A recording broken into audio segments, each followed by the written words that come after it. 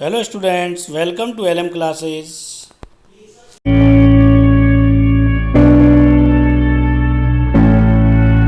Hello students, मैं हूं LM Agarwal और आज हम डिस्कस करेंगे प्रॉपर्टीज ऑफ डिटर्मिनेंट्स। इससे पिछले वीडियो में मैंने आपको डिटर्मिनेंट की वैल्यू निकालना सिखाया था।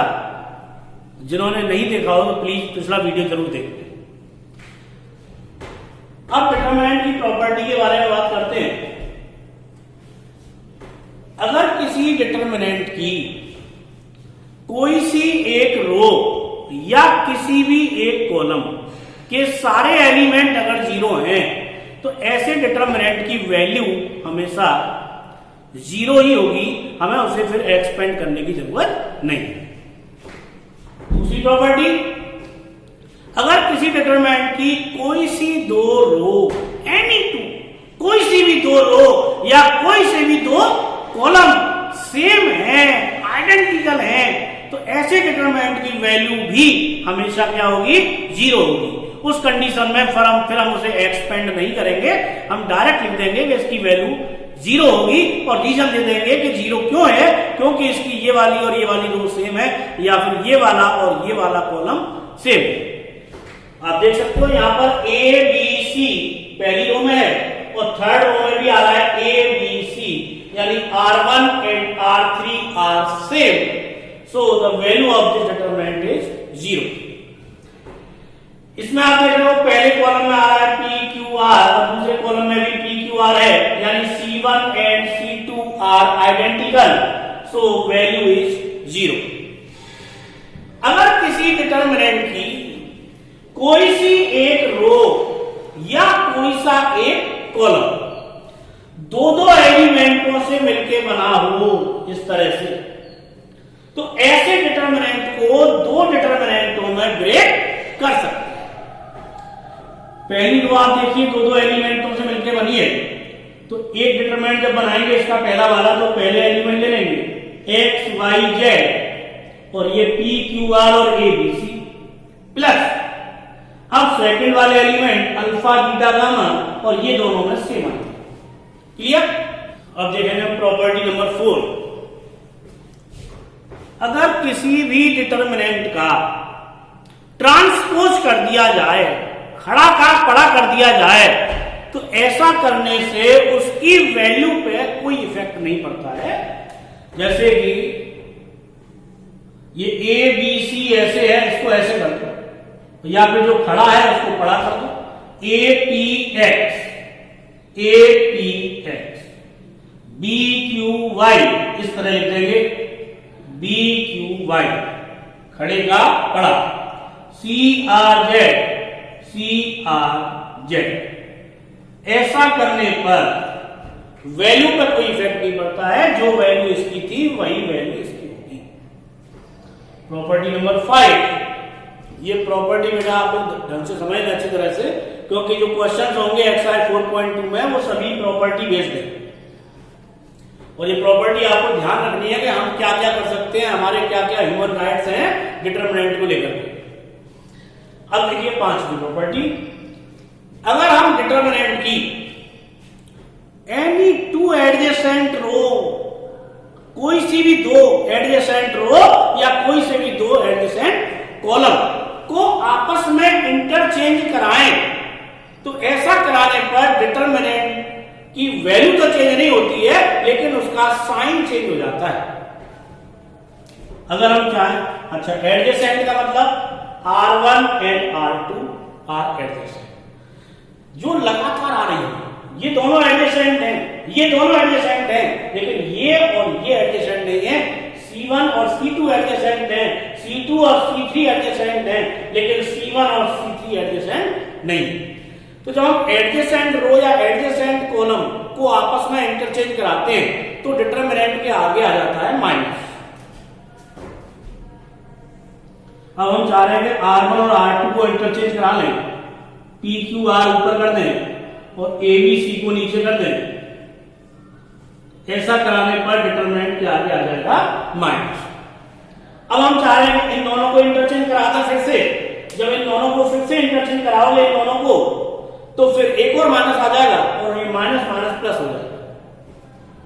नेक्स्ट प्रॉपर्टी, अगर डिटरमिनेंट की, देखिए मैट्रिक्स में क्या होता था, जैसे लिखा है ए एक्स बी एक्स सी एक्स डी एक्स, तो आप देख रहे हो सब में से क्या कॉमन आ रहा है, एक्स कॉमन आ रहा है इस तरह से।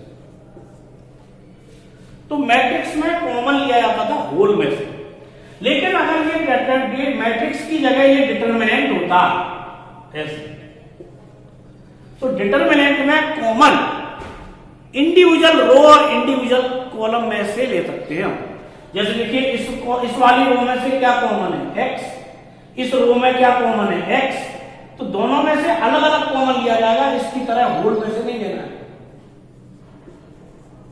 तो मैट्रिक्स में कॉमन लिया जाता है होल में से और डिटरमिनेंट में कॉमन लिया जाता है अलग अलग रो और अलग अलग कॉलम्स में से। अब हम इसकी बात करें तो देखिए इसमें से कुछ कॉमन आ रहा है एल, इसमें से कुछ भी नहीं आ रहा, इसमें से भी कुछ भी नहीं आ रहा, तो कोई बात नहीं है, एल कॉमन आ गया इसमें से। अब कॉलम में देख लो भाई, कॉलम में ना आ रहा, इसमें कुछ कॉमन नहीं है, इसमें है कॉमन एम और इसमें कुछ भी नहीं है, तो एम और कॉमन आ गया, तो कॉमन आ गया एल एम। तो क्या क्या बचेगा, a b c p q r x y, यानी डिटरमिनेंट की किसी भी रो या किसी भी कॉलम में से अगर कॉमन आ रहा है तो हम उसको कॉमन ले सकते हैं। क्लियर, चाहे वो कॉमन कॉलम में से आया हो चाहे रो में से आया हो, लिखेंगे या मल्टीप्लाई में इस तरह से। ओके, सातवीं प्रॉपर्टी है एलिमेंट्री ट्रांसफॉर्मेशंस। ये मैं आपको अपनी प्रीवियस वीडियोज में आपको एक्सप्लेन कर चुका हूं, फिर भी आप समझ लें कि हम चाहे तो डिटरमिनेंट में किसी भी रो को किसी भी रो में प्लस कर सकते हैं, किसी भी रो में से किसी भी रो को माइनस कर सकते हैं, किसी भी रो में किसी भी रो का 2 गुना 3 गुना प्लस या माइनस कर सकते हैं, और सेम ऐसे ही कॉलम के साथ भी कर सकते हैं। तो इन सभी ऑपरेशंस को बोलते हैं elementary transformation. R1 change into R1 plus R2, R1 change into R1 plus twice of R2, thrice of R2, 4 times of R2, जो मर्जी, प्लस और माइनस भी कर सकते हैं ऐसे। सेम ऐसे ही कॉलम में C1 change into C1 plus C2, C1 change into C1 minus thrice of C2। इन सभी ऑपरेशंस को बोलते हैं एलिमेंट्री ट्रांसफॉर्मेशंस। और अगर 3 रो हैं तो तीनों को भी प्लस कर सकते हैं, R1 change into R1 plus R2 plus R3, same ऐसे कॉलम में प्लस या माइनस कर सकते हैं। और ऐसा करने से डिटरमिनेंट की वैल्यू पे कोई इफेक्ट नहीं पड़ता है, और इन सभी को बोलते हैं हम एलिमेंट्री ट्रांसफॉर्मेशंस। तो बेटा ये 7 प्रॉपर्टी होती है डिटरमिनेंट की, जो आपको समझना बहुत जरूरी था एक्सरसाइज 4.2 के लिए। ओके, तो चलिए कुछ क्वेश्चन समझ लेते हैं। पहला क्वेश्चन,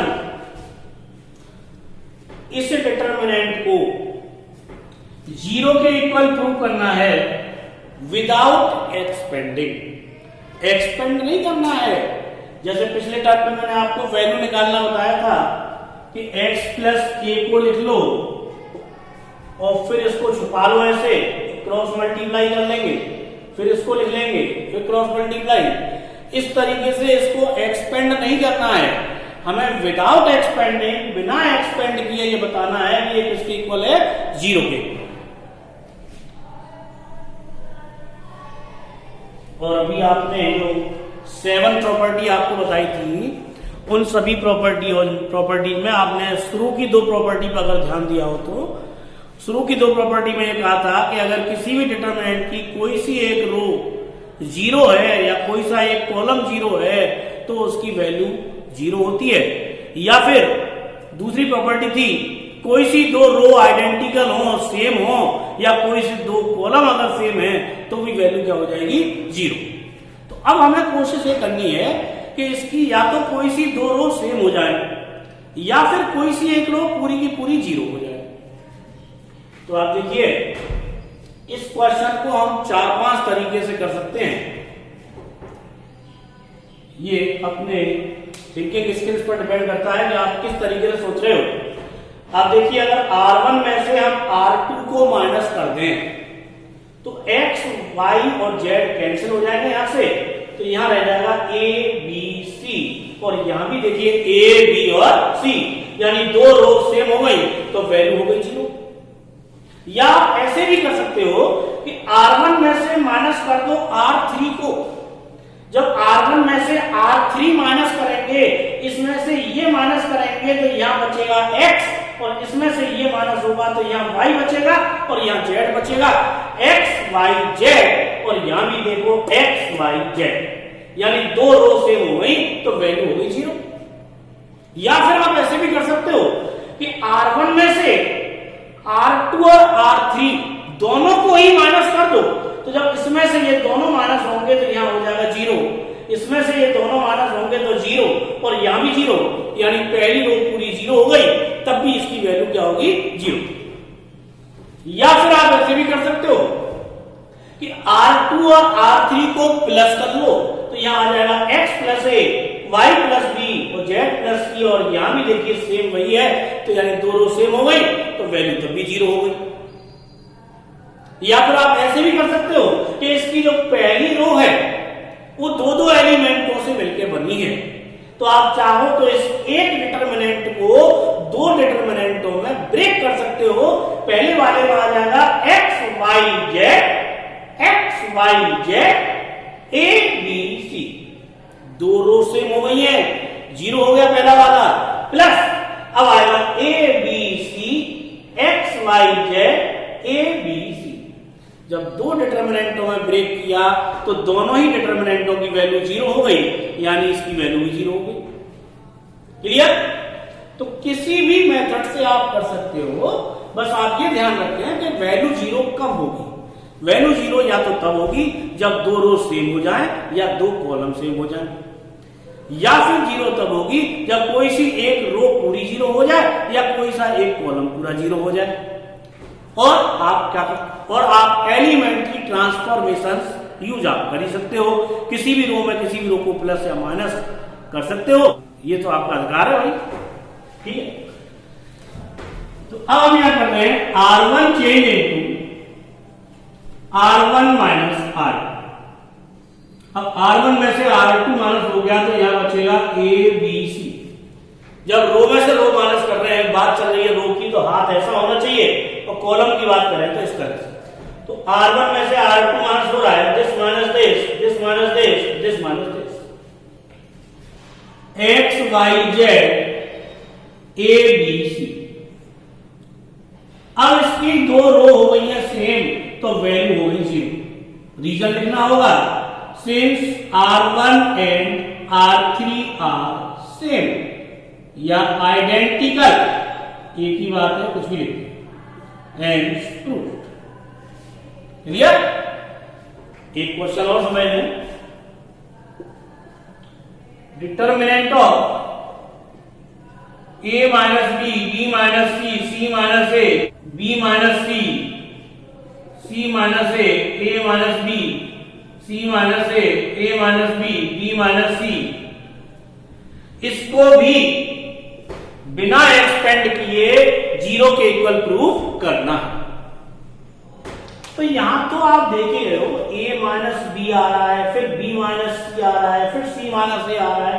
ये इस तरह के नंबर्स आ रहे हैं, इस तरह के एलिमेंट्स आ रहे हैं। देखो यहाँ B माइनस का है, यहाँ B प्लस का है, यहाँ C माइनस का है, यहाँ C प्लस का है, यहाँ A प्लस का है, यहाँ A माइनस का है। यानी अगर इन तीनों को प्लस कर लें तो सारे के सारे कैंसिल हो जाएंगे और वैल्यू आ जाएगी 0। इन तीनों को प्लस करेंगे तो वैल्यू 0, इन तीनों को प्लस करेंगे तो वैल्यू 0। यानी कि तीनों कॉलमों को अगर प्लस कर लिया जाए तो सारे के सारे कैंसिल हो रहे हैं, या तीनों रो को प्लस कर लो तो भी 0 आ जाएगा। तो आप इसको आप कैसे भी कर सकते हो, कॉलम से या रो से। C1 change into C1 plus C2 plus C3। अब कॉलम को प्लस कर रहे हैं तो इस तरह से वर्टिकली करेंगे, तीनों कॉलम को प्लस करना है, तो ये ऊपर वाले प्लस होंगे तो क्या आ जाएगा 0, बीच वालों को प्लस करोगे तो 0 और नीचे वालों को प्लस करोगे तो 0। B minus C, C minus A minus B, C minus A minus B minus C। तो आपने देखा कि ऐसे करने पर पहला कॉलम पूरा 0 हो गया, और जब कोई सा भी एक कॉलम 0 हो गया तो वैल्यू क्या हो जाएगी? 0। फिर all elements of C1 are 0, hence true. Clear? Determinant of 1 2 का 4, 3 2 5, 28 20 49। इसको भी विदाउट एक्सपेंडिंग 0 के इक्वल प्रूव करना है। और जो डिजिट वाला क्वेश्चन होता है इस तरह का, नंबर्स लिखे हो जिसमें, तो उसके लिए देखिए कि ऐसी कौन सी रो या ऐसा कौन सा कॉलम है जिसमें बड़े बड़े नंबर्स आ रहे हैं। तो आप देख सकते हो कि जो C3 है उसमें जो नंबर्स हैं वो औरों के कंपैरिजन में बहुत बड़े हैं। तो इस C3 को छोटा कीजिए एलिमेंट्री ट्रांसफॉर्मेशन से। तो C3 में से अगर हम C2 को माइनस करें तो थोड़ा सा छोटा हो जाएगा, लेकिन ज्यादा फर्क नहीं पड़ेगा। अगर C3 में से C2 का दुगना माइनस करें तो और भी छोटा हो सकता है। इसमें से इसका 3 गुना माइनस करें तो और छोटा हो जाएगा। तो जितना मैक्सिमम आप इसको छोटा कर सकते हो इन नंबर्स को, उतना कर लो। तो इसमें से सोचो कि इसका कितने टाइम्स हम लगभग माइनस कर सकते हैं। ये देखिए कितने टाइम के आसपास दिखाई दे रहे हैं आपको, ये इसके 9 टाइम के आसपास है। तो अगर हम ये लिखें C3 change into C3 minus 9 times of C2, C3 में से C2 का 9 टाइम माइनस कर देंगे, 28 माइनस इसका 9 टाइम्स हो जाएगा 27, 28 minus 27 that is 1, 20 minus 9 time कर लें इसका, 20 minus 18 that is 2, 49 minus 45 that is 4।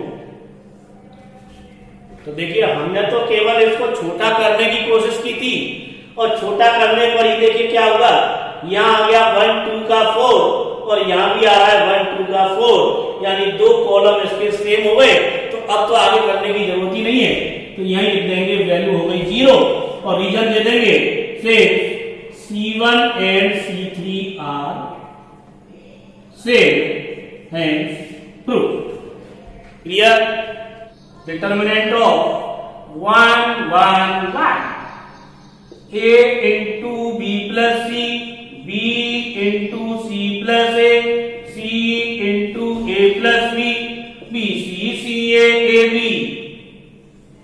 ये इसको भी बिना एक्सपेंड किए, विदाउट एक्सपेंडिंग 0 के इक्वल प्रूफ करना है।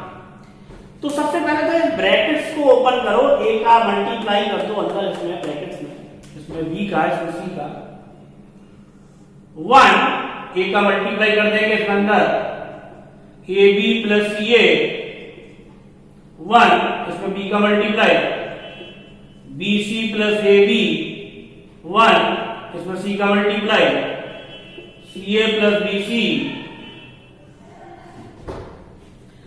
अब साइक्लिक ऑर्डर अगर आप जानते हो तो देखिए A के बाद आता है B, B के बाद आता है C, C के बाद आता है A, और इस प्रोसेस को बोलते हैं, इस ऑर्डर को बोलते हैं साइक्लिक ऑर्डर। अब साइक्लिक ऑर्डर में अगर हमें मल्टीप्लाई करना है 2 2 का, तो ए बी लिखोगे या बी ए, हालांकि मल्टीप्लाई तो कॉम्यूटेटिव होता है, लेकिन हम बात कर रहे हैं साइक्लिक ऑर्डर की। साइक्लिक ऑर्डर में हम लिखेंगे ए बी और फिर बी सी और फिर सी, ए बी बी सी सी। तो आप देख सकते हो यहां ए बी आ रहा है, सी ए आ रहा है, किसकी कमी रह गई यहां पर, बीसी की, और बीसी देखो यहां बीसी आ गया, ए बी आ गया, तो कमी किसकी है, देखिए बीसी और ए बी आ गए हैं, तो कौन रह गया है, सीए, और सीए यहां। तो जिन चीजों की कमी इस वाले कॉलम में है वो सारी चीजें यहां पे हैं। तो अगर इस कॉलम को इसमें प्लस कर दें तो ये तीनों चीज सेम हो जाएंगी, और उसको ले लेंगे कॉमन, और कॉमन ले लेंगे तो 1 1 1 आ जाएगा, और 2 कॉलम हो जाएंगे सेम। यानी C2 change into C2 plus C3, इनको प्लस करेंगे AB plus BC plus CA, AB plus BC plus CA, AB plus BC plus CA, BC CA AB। अब देखिए ये सेम हो गया, और जो सेम हो गया है तो ये आ जाएगा कॉमन, तो कॉमन आ गया AB plus BC plus CA, 1 1 1 1 1 1 BC CA AB। अब आपने देखा दो कॉलम हो गए सेम, और दो कॉलम सेम हो जाते हैं तो वैल्यू क्या हो जाती है, 0। Same C1 and C2 are same, hence proof. Determinant of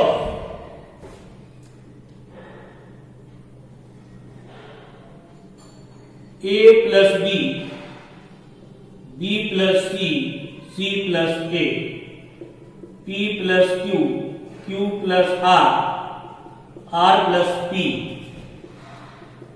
X plus Y, Y plus Z, Z plus X, twice of C R Z, A P X, B Q Y। इस determinant को बिना expand किए इसके equal prove करना है। इसको हमें ऐसा बनाना है, बाहर आना चाहिए 2 और अंदर ही आना चाहिए। तो अब कुछ ऐसा सोचिए, ऐसा कुछ ऑपरेशन लगाइए ताकि इसमें से 2 कॉमन आ जाए बाहर। तो आप देख रहे हो ये तीनों टर्म सिमिलर हैं, साइक्लिक ऑर्डर में है, ए बी बी सी सी ए। अगर इन तीनों को प्लस किया जाए तो हर चीज डबल हो जाएगी, ए और ए 2A, बी और बी 2B, सी और सी 2C। ऐसे इन तीनों को प्लस करेंगे तो हर चीज डबल, इनको प्लस करोगे तब भी सब डबल हो जाएंगे और 2 आ जाएगा कॉमन। तो ऐसे प्लस कर रहे हैं, ऐसे तो क्या प्लस हो रही है, कॉलम या रो? जब हाथ हमारा हॉरिजॉन्टल है तो इसका मतलब रो प्लस होता है, कॉलम के लिए वर्टिकल होता है। तो तीनों रो को हम प्लस कर रहे हैं, तो यह लिख देंगे R1 change into R1 plus R2 plus R3। इन तीनों को प्लस करेंगे तो आ जाएगा twice of A plus B plus C। इन तीनों को प्लस करेंगे तो twice of P plus Q plus R। वो 2 मैंने कॉमन ले लिया है, जैसे P और P हो गया 2P, Q और Q हो गया 2Q, R और R हो गया 2R, वो 2 मैंने कॉमन ले लिया। इन तीनों को प्लस करेंगे तो twice of X plus Y plus Z, B plus C, C plus A, Q plus R, R plus P, Y plus Z, Z plus X। अब आप देख रहे हो R1 में से 2 आ रहा है कॉमन, तो 2 ले लेंगे कॉमन, तो यहां बचेगा A plus B plus C, B plus C, C plus A, P plus Q plus R, Q plus R, R plus P, X plus Y plus Z, Y plus Z और Z plus X। समझ आ रहा है यहां तक? अब ये 2 तो आ गया भाई। अब हम बात करेंगे इनके बारे में। हमें यहां C लाना है, फिर A लाना है, फिर B लाना है। यहां C लाना है जबकि यहां तो तीनों आ रहे हैं, यहां A लाना है और A को छोड़ के सब कुछ आ रहा है। यहां B लाना है तो B ही नहीं आ रहा है, देखो बाकी सब आ ही रहा है। तो अगर हम R2 में से R1 को माइनस कर दें, R2 में से R1 को माइनस कर दें तो ये B और C कैंसिल हो जाएंगे और ये A बचेगा माइनस का।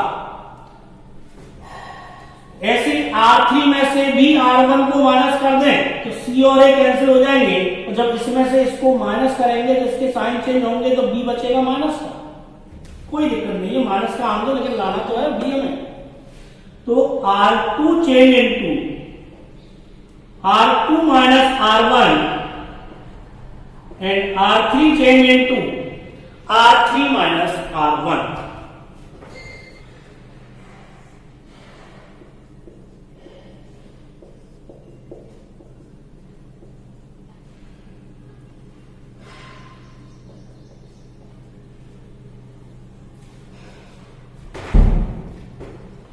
अब R2 में से माइनस करेंगे R1 को, दिस माइनस दिस, तो B प्लस C में से माइनस कर रहे हैं भाई इनको, तो इन तीनों के साइन चेंज हो जाएंगे और B और C कैंसिल हो जाएंगे, क्या बचेगा माइनस का 1।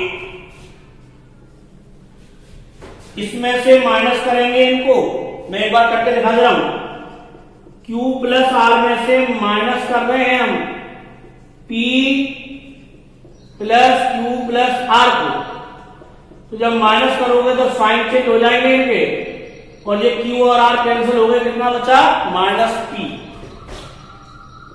ऐसे ही यहां बचेगा माइनस X। R3 में से माइनस करोगे R1 को, तो यहां आ जाएगा माइनस का B, माइनस का Q और माइनस का Y। अब हमें जो प्रूव करना था, मैंने मिटा दिया है, हमें जो प्रूव करना था उसमें यहां कोने पे आ रहा था C, तो यहां C लाना है, जबकि फालतू कौन कौन आ रहा है A और B। तो अगर इन तीनों को प्लस कर दें तो देखिए A कैंसिल हो जाएगा, B कैंसिल हो जाएगा, क्या बचेगा C बचेगा। तो तीनों रो को अगर प्लस कर दिया जाए तो यहां C बचेगा, C लेके आना है, यहां R बचेगा और यहां पे Z। तो R1 change into R1 plus R2 plus R3, और ये मैं मिटा दे रहा हूं यहां से, ट्वाइस ऑफ, अब तीनों को प्लस करेंगे तो C बचा, इन तीनों रो को प्लस करेंगे तो R, इनको प्लस करेंगे तो Z, minus A minus P minus X minus B minus Q minus Y। अब इस रो में से माइनस कॉमन आ रहा है और इसमें से भी माइनस कॉमन आ रहा है, और माइनस हो जाएगा plus, twice of CRZ APX BQY। बात समझ में आई? Hence proof. क्लियर? तो इस तरह से हम इसको प्रूव कर सकते हैं, और ऐसे क्वेश्चनों का कोई एक पर्टिकुलर मेथड नहीं होता है। ये जरूरी नहीं है कि जैसे मैंने किया है आप उस तरीके से ही करो, आपको तो बस ये सोचना है कि हमें राइट हैंड साइड में सबसे पहले हमने सोचा कि भाई 2 कैसे लेके आए, तो 2 के बारे में सोचा, फिर सोचा कि अंदर वाले एलिमेंट किस तरह से आए। तो आप और नए मेथड से सॉल्व करके देखना। 0 minus B C B minus C A minus A and G। हमें प्रूव करना है कि डिटरमिनेंट की वैल्यू 0 है। आप इस डिटरमिनेंट को ध्यान से देखिए, इसका जो प्रिंसिपल डायगोनल है उसके सारे एलिमेंट 0 हैं। इसके नीचे वाले नंबर्स देखो और इसके ऊपर वाले देखो, नंबर तो सेम नजर आ रहे हैं, बस साइन में जस्ट अपोजिट है। जैसे B यहाँ प्लस का है, यहाँ B माइनस का है, यहाँ C माइनस, यहाँ C प्लस, यहाँ A प्लस, यहाँ A माइनस। और अगर ये डिटरमिनेंट की जगह मैट्रिक्स होता तो ऐसे मैट्रिक्स को क्या बोलते थे हम? Skew symmetric matrix. और ये स्क्यू सिमेट्रिक मैट्रिक्स का क्या बना दिया है? डिटरमिनेंट। और इसको प्रूव करना है कि इसकी वैल्यू 0 है। तो इसको प्रूव करने का एक अलग ही मेथड मैं आपको समझाऊंगा। हमें प्रूव करना है कि 0 है। तो सपोज कर लो इसकी वैल्यू है डेल्टा, और आपको अभी प्रॉपर्टी बताई थी कि डिटरमिनेंट का अगर हम ट्रांसपोज कर दें, खड़ा का पड़ा कर दें, तो उससे उसकी वैल्यू पे कोई इफेक्ट नहीं पड़ता है। अभी इसकी वैल्यू डेल्टा है, और अगर हम इसका ट्रांसपोज कर देंगे तब भी इसकी वैल्यू डेल्टा ही रहेगी। तो ऑन ट्रांसपोजिंग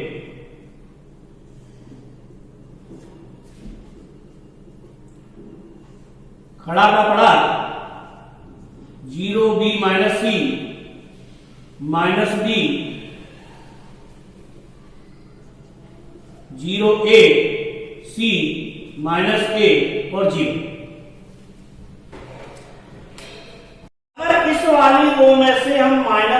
कॉमन ले लें तो इस रो के साइन चेंज हो जाएंगे और इसके जैसी बन जाएंगे।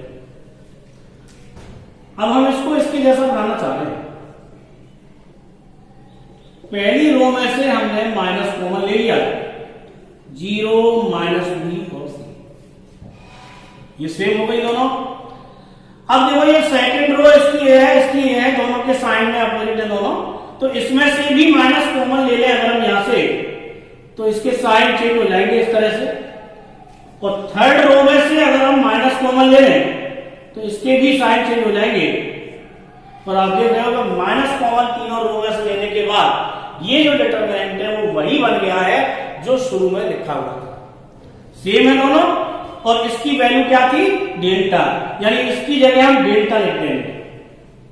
माइनस और माइनस प्लस और प्लस और माइनस माइनस, और इसकी वैल्यू है डबेल्टा, और ये इधर आएगा तो डबेल्टा और डबेल्टा हो गया 2 डबेल्टा, और 2 का डिवाइड इधर हो जाएगा तो डेल्टा बराबर 0।